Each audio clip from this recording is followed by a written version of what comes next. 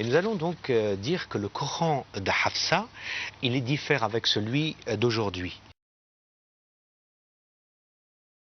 Et ça, c'est une chose qui est écrite dans le Ibn Abu Daoud, dans le Kitab al-Masahif, à la page 85-87. Alors, lorsque je dis les nombres de pages, certains m'ont dit, mais on ne les trouve pas exactement à la page que vous dites. Ça dépend des versions qui ont été publiées. Certainement, les dernières versions qui ont été publiées en 2011-2012 ont souvent, si vous faites attention, par exemple, vous achetez Sahih Bukhari, dans les bibliothèques qui se trouvent maintenant à Paris ou à Bruxelles ou à Londres ou dans d'autres villes, vous pouvez même vous rendre compte qu'ils marquent version abrogée ou version incomplète, parce qu'ils ont retiré beaucoup des références que nous disons.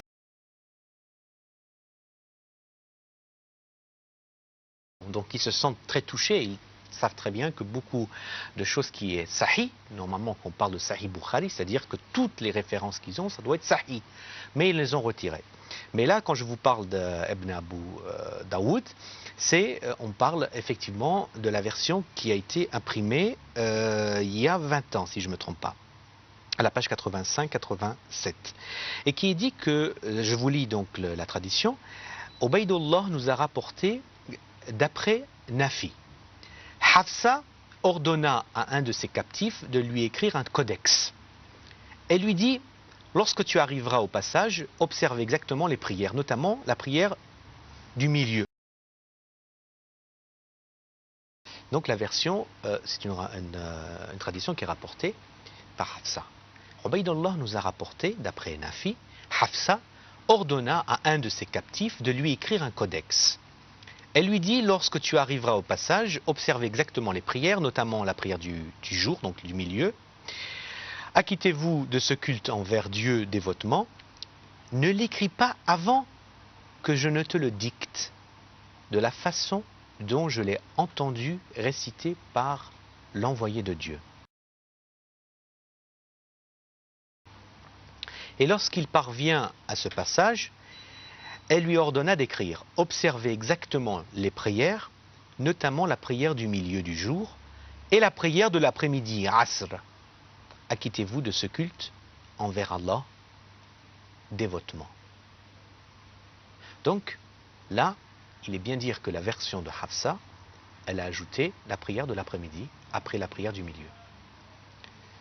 Donc Hafsa, qui est donc la fille de Omar, la Mal'ouna, et la maudite, a ajouté dans le Coran, à Baqara, verset 238, la prière de l'après-midi. Parce qu'elle dit qu'elle a entendu exactement du prophète. Actuellement, ces mots n'existent pas. Quand vous ouvrez le Coran, au chapitre 2, verset 238, vous ne pouvez voir ça. Donc Hafsa, c'est la seule femme qui a dit que dans son Coran et sa version à elle, il existe dans le Kitab al-Masahif d'Ibn Daoud, à la page 83-85, qui vous dit, voilà la version de Hafsa, elle a ce Coran. Subhanallah. Après, vous osez dire que les chiites croient à un autre verset.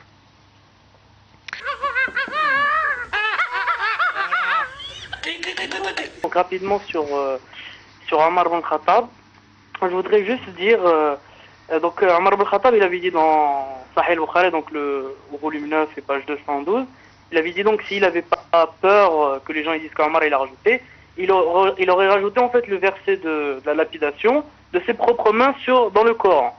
Donc d'abord on voit qu'il fait taqiyya, et deuxième chose, on demande au Bakri, donc à Omar ibn Khattab lui-même, il aurait, il n'avait pas peur, de toute façon, il aurait rajouté des choses dans le Coran.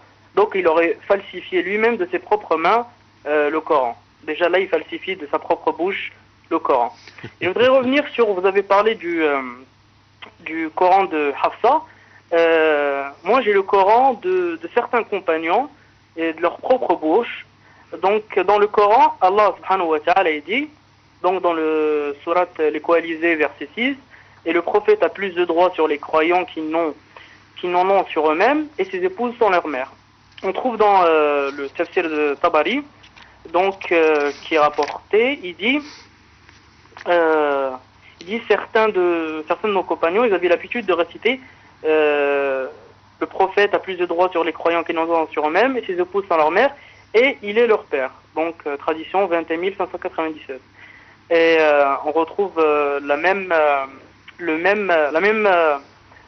tradition, mais en plus complète, en plus détaillée, dans Tafsir Dar al-Mansour. Donc on trouve, selon plusieurs muhaddithines, selon plusieurs rapporteurs, de Omar, puisque là, ça vient de Omar. Omar, il y avait un jeune homme qui est passé à côté de lui et qui lisait dans son mushaf, le prophète est plus proche, donc il a plus de droits qu'ils n'ont sur eux-mêmes.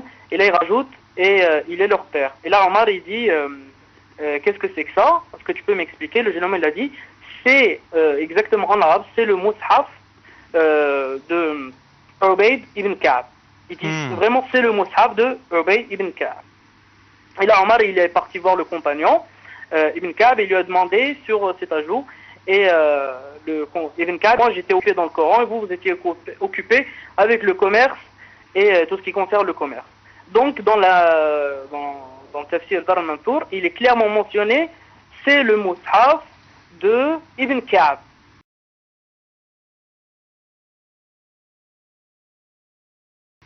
Donc là, on est en train de poser la question au Bakri, où est-ce qu'il est ce mushaf? Bah, allez, où est-ce qu'il est? Puisque ça, c'est bien après le martyre du prophète Mohammed sallallahu alayhi wa sallam. Et on retrouve la même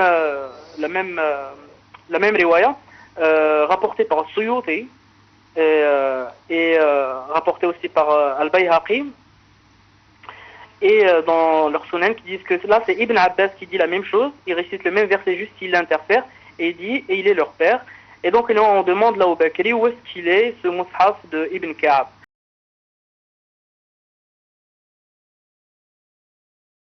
Et pour conclure rapidement, et pour la petite parenthèse sur les références, je voudrais juste dire que moi j'ai contacté personnellement une maktaba, une bibliothèque, une librairie en ligne salafiste wahhabi, parce que avant je voulais acheter une nouvelle version des Kutub al-Sitta, les 6 livres, et je leur avais demandé sur les références. Ils m'ont dit que les références changent en fonction des maisons d'édition. Donc c'est pas la peine de dire ouais on trouve pas ça, ça dépend de la maison d'édition, parce qu'une maison d'édition elle peut imprimer suivant tel format, elle peut imprimer suivant tel nombre de volumes, etc.